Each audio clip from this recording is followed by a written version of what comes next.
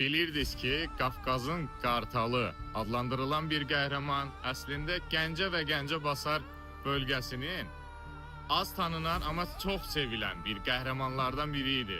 Alı Məhərrəmoğlu Aliyev 1857-ci ildə Şəmkirdə Keçili kəndində doğulur. Sadə bir kənd adamı idi.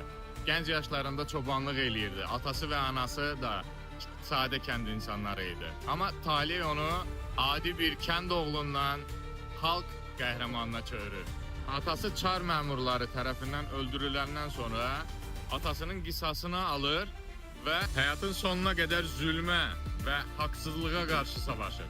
Goranboya köçəndən sonra bir dəfə Göyçə bölgəsində Rus pristavı ilə qarşılaşır və atışma nəticəsində tutulur. Amma dostu İsa ilə Kəvər qalasından qaçırlar və həmin vaxtdan sonra qaçaq həyatı başlayır.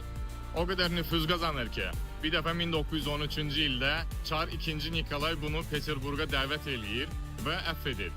Təsəvvür eləyin, bir ara axtarışda olan bir adam imperatorun qonağı olur. Təəssüf ki, 1917-ci ildə bir xainin xəyanəti nəticəsində qətlə yetirilir. Amma adı unudulmur. Yəni, Aşıq Ələsgər onu dastanda yaşadı. Vüqar Dəmirbəlinin romanında isə bir qəhrəman kimi hələ də yaşayır. Yəni, Dəli Alı sıradan bir adam deyil idi.